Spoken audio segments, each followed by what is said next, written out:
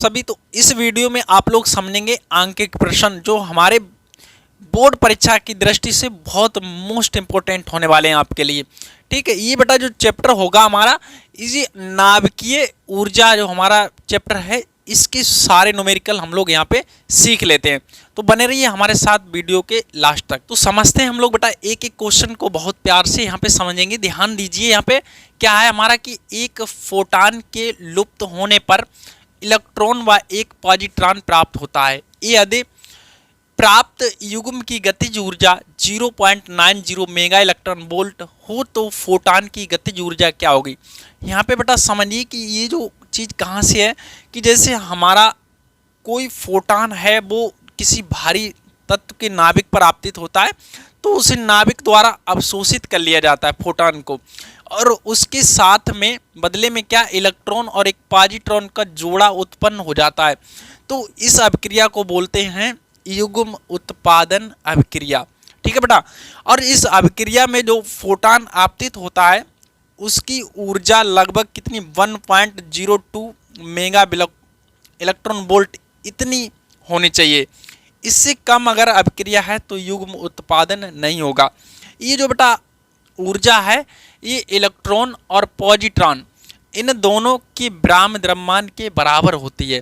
ठीक है, तो हमारी बेटा जो फोटान आपतित होता है उस फोटान की जो टोटल एनर्जी क्या होती है ब्राह्म द्रव्यमान ऊर्जा और प्लस जो भी युग्म होगा जैसे इलेक्ट्रॉन प्रोटॉन इनकी गतिज ऊर्जा, इनकी क्या बेटा गतिज ऊर्जा के बराबर होती है। किसकी ऊर्जा? फोटान की ऊर्जा। ठीक है बेटा, तो यहाँ पे हम लोग लिख लेते हैं कि फोटान की ऊर्जा बराबर, यानी कि जो हमारा युग्म है ना इलेक्ट्रॉन प्लस पॉजिट्रॉन की ब्राह्म ऊर्जा और प्लस गतिज ऊर्जा इतना आप समझिए बेटा। तो जो ब्राह्म ऊर्जा हमने आपको बताया है ये किसके बराबर है 1.02 मेगा इलेक्ट्रॉन वोल्ट, और प्लस गतिज ऊर्जा कितनी है यहाँ पे दे रखी है 0.9022 नहीं है इसमें बेटा मेगा इलेक्ट्रॉन वोल्ट। अब इसे प्लस कर देते हैं हम लोग तो हमारा आंसर बेटा आ जाएगा, कितना आंसर आ जाएगा हम लोग इसे लिख देते हैं इसे। तो यहाँ से हमारा बनेगा बेटा आंसर देखिए 2 और इसके बाद 9.1 मेगा इलेक्ट्रॉन वोल्ट, बहुत आराम से यहाँ पे लग जाएगा। ठीक है बेटा, तो इतना आपको याद रखना। ये बेटा कभी कभी आपको विकल्प में भी पूछ देगा कि जो हमारा है आपतित फोटान है उसकी ब्राह्म द्रव्यमान ऊर्जा मतलब जो हमारा इलेक्ट्रॉन और पॉजिट्रॉन है इनकी ब्राह्म द्रव्यमान ऊर्जा किसके बराबर होगी, तो ये बेटा होगी 1.02 मेगा इलेक्ट्रॉन वोल्ट पर। अगर पूछता है क्वेश्चन कि एक इलेक्ट्रॉन की ब्राह्म द्रव्यमान ऊर्जा कितनी, तो बेटा इसकी आधी यानी कि 0.51 इतना लिख लीजिए आप। ये थोड़ा सा आप याद रखिए, ये निकालें वैसे तो निकल भी आएगा। देखिए अगले क्वेश्चन में हम आपको निकाल के इसमें दिखाएंगे, इसीलिए हमने यहाँ पे आपको क्वेश्चन रखा है कि इलेक्ट्रॉन की ब्राह्म द्रव्यमान ऊर्जा कितने मेगा इलेक्ट्रॉन वोल्ट होती है, जबकि यहाँ पे इन्होंने बेटा द्रव्यमान इतना दे दिया। वैसे अगर ये एएमयू में है द्रव्यमान, अगर किलोग्राम में रखेंगे किलोग्राम में तो आपको पता ही होता है 9.1 इंटू 10⁻³ तो वहाँ से भी निकल आती है। ठीक बेटा, तो हम लोग यहाँ से निकाल के इसे देख रहे हैं अगले क्वेश्चन में। तो ये आपका क्वेश्चन बेटा क्लियर हो गया होगा। पहला आप इतना समझिए कि जो आपतित फोटान है उसकी जो ऊर्जा है ब्राह्म ऊर्जा प्लस गतिज ऊर्जा, तो हमने दोनों ऐड कर दिए, बहुत आराम से यहाँ पे लग गया। ठीक है, चलिए हम लोग बढ़ते हैं अगले क्वेश्चन को।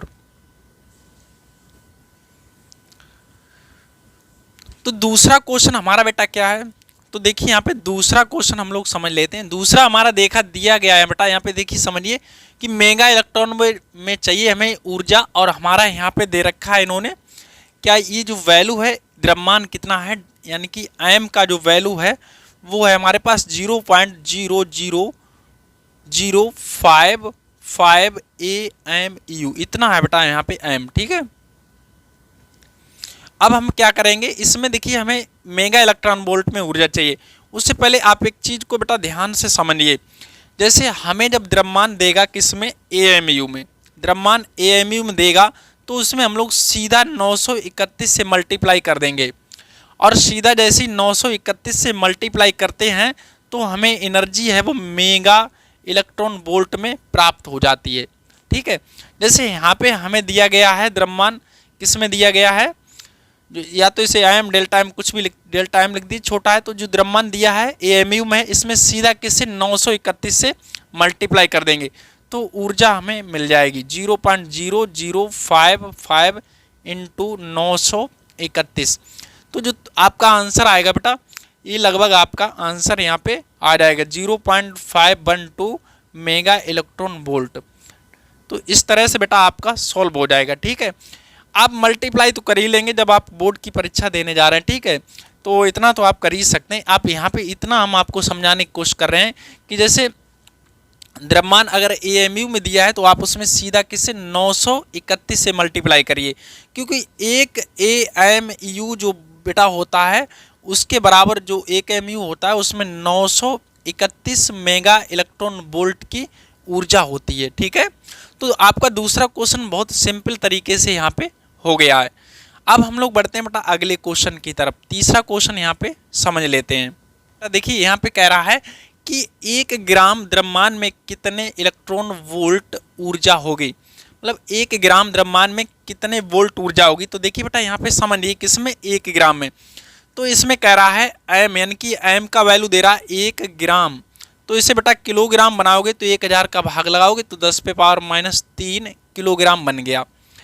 अब एम का वैल्यू हो गया तो यहाँ पे बेटा आइंस्टीन का समीकरण हमें पता होता है, ई बराबर डेल्टा एम सी स्क्वायर, है ना। तो यहाँ से हम लोग निकालते हैं इसका वैल्यू 10⁻³ इसका मान कितना हमारे पास, ये प्रकाश की चाल होती है बेटा 3 × 10⁻8, इसका कर देते हैं स्क्वायर, तो ई बराबर 10⁻³ इसका 9 और इसका स्क्वायर करेंगे तो 16 हो जाएगा, है ना।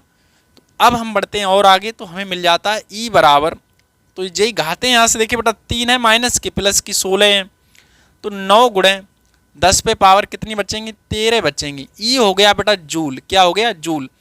अब एक चीज को बेटा यहाँ पे ध्यान से समझिए कि जैसे 1 इलेक्ट्रॉन वोल्ट बराबर होता है 1.6 × 10⁻19 joule.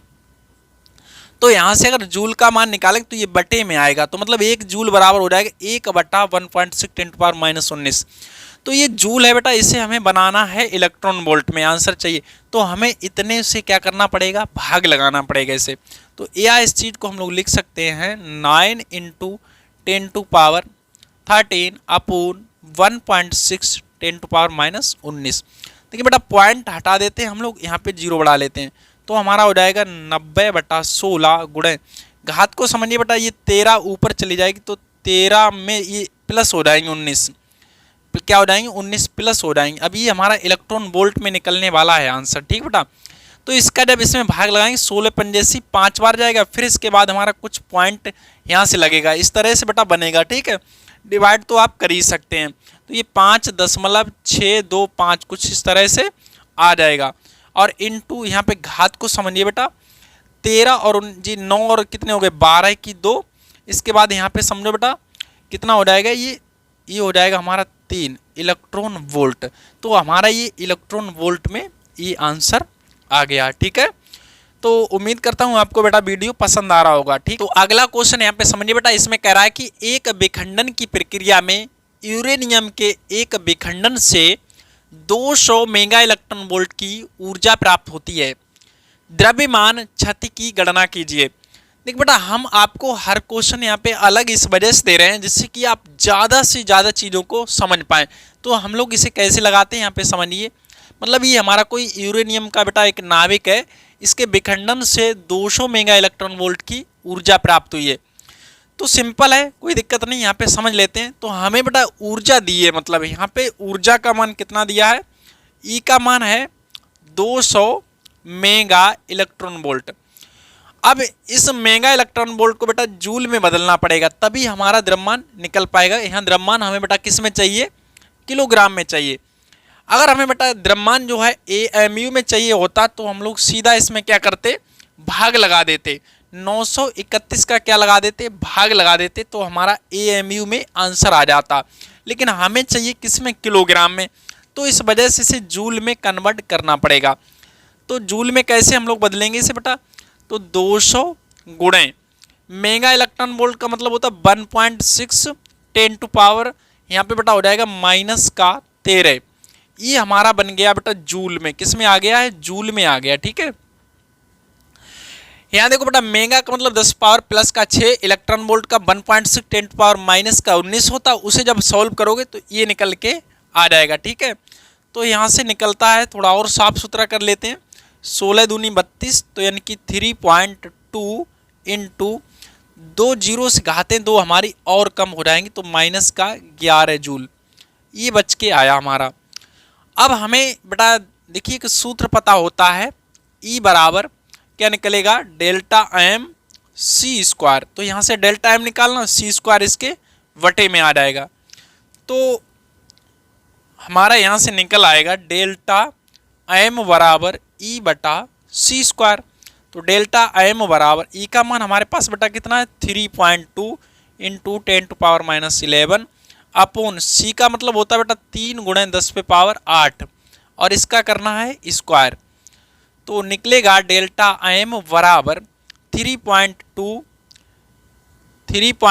Into 10 to power -11 upon इसका कितना, देखिए बेटा यहाँ से अगर दशमलव हटाएं तो इधर पावर माइनस हो जाएगी, एक और बढ़ जाए, तो हटा दें, यहाँ पे हमारा कितना हो जाएगा, -12 हो जाएगा। ठीक है, और यहाँ इसका स्क्वायर होगा 9 और इंटू 10 पे पावर देखिए 8 दूना 16 हो जाएगा। यहाँ पे 9 का जब इसमें भाग लगाओगे तो 9 3 27, तो यही लगभग बेटा बनेगा आके यहाँ पे, तो यानी कि 3.56 ऐसे जाएगा। और देखिए 16 ऊपर जाएंगी, 12 में जुड़ेंगी तो कितनी हो जाएंगी, -28 हो जाएंगी। तो देखिए बेटा बड़े आराम से आंसर आ गया कि नहीं आ गया, तो बहुत आराम से, मतलब कोई ज़्यादा दिक्कत वाली बात नहीं है।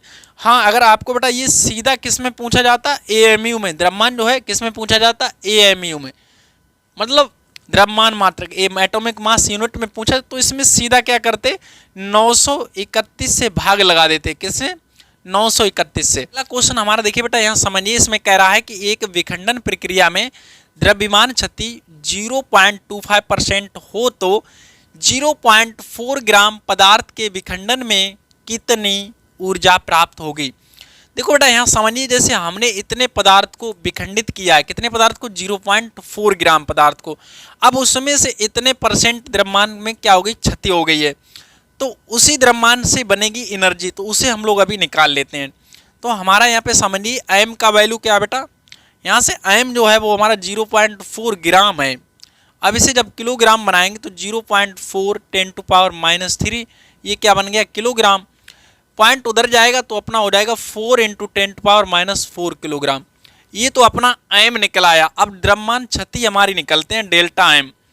डेल्टा एम क्या होगा बेटा, इतने % इसका इतना %, तो 4 इंटू 10 टू पावर -4 0.25% की बात करा तो बट्टे में कितना कर लेते हैं, 100 कर लेते हैं, दशमलव हटा लेंगे बाद में, हटा लीजिए, या तो और सॉल्व कर लेते हैं, यहाँ पे ऐसे लिख लेते हैं 4 इंटू 10 टू पावर, देखिए दशमलव से 2 घाते यहाँ पे 6 हो जाएंगी, उधर जाएगा तो कितनी हो जाएंगी, 6 हो गई, बटा में कितना है बेटा, 100 है। समझ पा रहे होंगे चीज़ों को, देखिए 1 2 अंक उधर गया दशमलव, तो इस वजह से यहाँ पे 6 हो गई माइनस की, 25 चौकू 100, 4 से कटा 4, इसलिए हमने ऐसा करा।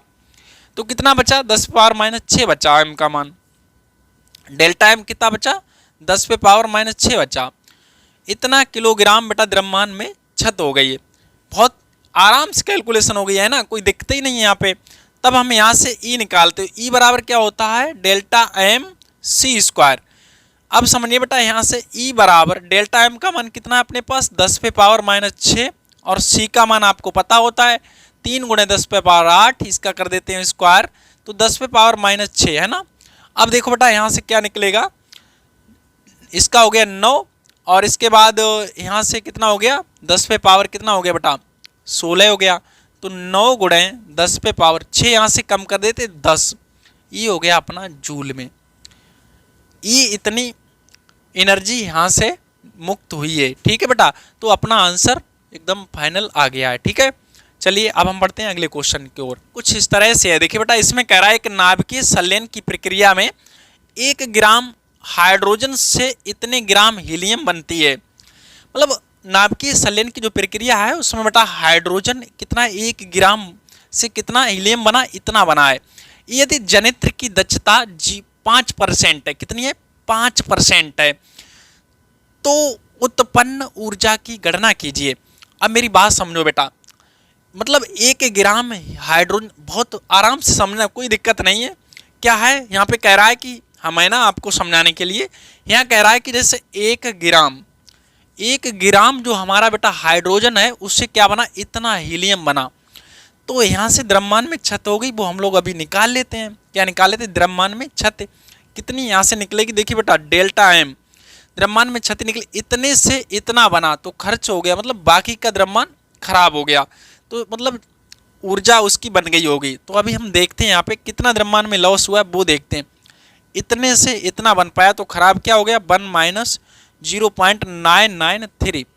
तो ये बेटा बनेगा जाके 0.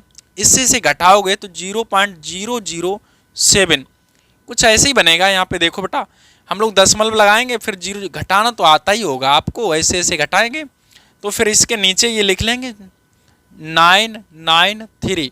अब तो घट लेगा आपका, यहाँ से ऐसे जाएंगे तो घटा देंगे, ठीक है। तो इतना बचेगा, ये ग्राम बचा बेटा, क्या बचा, ग्राम। अब इससे हम लोग क्या करते हैं, किलोग्राम बनाते हैं, तो 0.007 × 10⁻³ अब ये बन गया अपना किलोग्राम। देखो बेटा 1 2 3 अंक उधर जाएंगे तो 10⁻⁻ का कितना हो जाएगा, 6 हो जाएगा, तो 7 × 10⁻⁻6 किलोग्राम। तो कुल मिला के जो द्रव्यमान में क्षति हुई वो हमने सॉल्व करके निकाली, ये निकल के आई अपनी, ठीक है। अब ये तो द्रव्यमान में क्षति हो गई है। अब कहने का मतलब जो है, इससे बनेगी ऊर्जा। अब उस ऊर्जा का 5%, उस ऊर्जा का कितना 5% जनित्र दे रहा है, क्योंकि उसकी दक्षता केवल कितनी है 5% है। तो बेटा ये जो द्रव्यमान में क्षति हुई है ये सब किस में बदलेगा, ऊर्जा में, और ये ऊर्जा से जनित्र चलेगा। कौन चलेगा, जनित्र।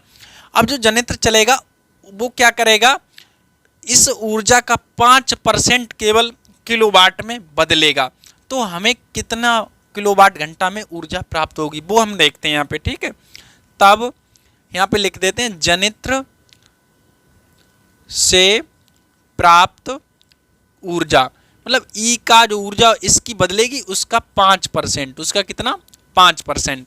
और ई बराबर आपको सूत्र पता ही होता है बेटा, ई बराबर क्या होता है, डेल्टा एम सी स्क्वायर, और इसका 5% चाहिए तो बटा में 100 कर देते हैं। अब इसे कर लेते हैं हम लोग सॉल्व।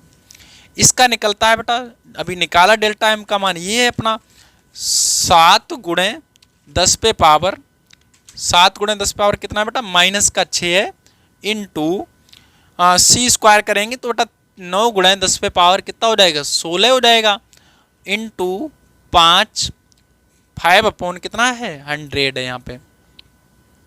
तो अपना बनेगा यहाँ पे देखिए 9 अपना इसका 45, और 45 का गुणा कितने में करते हैं 7 में कर देते हैं। तो 45 का गुणा जब 7 में करोगे कितना आएगा लगभग, देखिए बेटा सॉल्व करिए, 7 × 35, 7 × 4 = 28, 28 और 3 कितना होता है अपना 28, 3 बेटा निकलता है कुछ इतना निकलेगा शायद, है ना। 28 3 हो गया अपना 31 हो गया ना, और ये 2 घाते जाएंगे, ये भी माइनस को हो जाएंगे तो -8 हो जाएंगे। तो कुल मिला के बेटा इनका सबका गुणा करेंगे 315 गुणे, ये दोनों घाते जाएंगे ऊपर हो जाएंगे माइनस की, और ये 16 से घट जाएंगी तो बचेगा 10⁻8। अभी ये बेटा आया जूल में, किस में आया है, जूल में आया, और आपको चाहिए किलोवाट घंटा में, किस में चाहिए बेटा, किलोवाट घंटा में।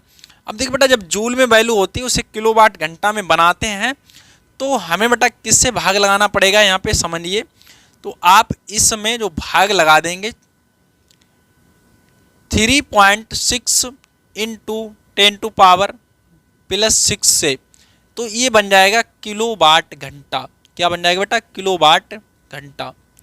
ये कैसे होता है, देखिए बेटा 1 किलोवाट घंटा में इतना जूल होता है, कितना 3.6 × 10⁻6। अभी हम आपको बताते हैं किस तरह से ये निकल के आता है। तो जब आप बेटा इसका भाग लगाओगे, यहाँ से दशमलव हटाना और यहाँ पे क्या कर देता, दशमलव हटा के यहाँ पे 5 कर लें, तो या तो आप इतना लिख लीजिए 36 × 10⁻5, ठीक है। इसका जब इसमें भाग लगाओगे तो आपका ये आंसर आ जाएगा। ठीक है, तो कितना आ जाएगा आपका, ये वाला बिल्कुल फिक्स आंसर आ जाएगा। और देखिए 5 घातें अगर घटेंगी तो 8 से तो 3 घातें भी आ जाएंगी। ठीक है, तो भाग तो आप लगा ही सकते हैं। अब हम आपको ये समझा देते हैं कि जैसे कि 1 किलोवाट घंटा में इतना जूल कैसे होता है। ठीक है, ये आपके बाद में भी काम आ जाएगा। तो अब हम लोग समझ लेते हैं कि 1 किलोवाट घंटा में, किसमें बेटा, किलो वाट घंटा में कितने जूल होते हैं। 1 किलोवाट घंटा में कितने जूल होते हैं। यहाँ पे जी काम आपका आएगा। अभी देखिए हमने आपको बताया था, देखिए बेटा किलो को वाट बना लो, किलो में कितने वाट होंगे, 1000 वाट होंगे। ठीक है, और घंटे को सेकंड बना दो, 36 हो गए। तो यहाँ से निकल आएगा 36, 2 जीरो ये 3 ये, तो 10 पे पावर हो गया 5, इतना जूल हो गया बेटा।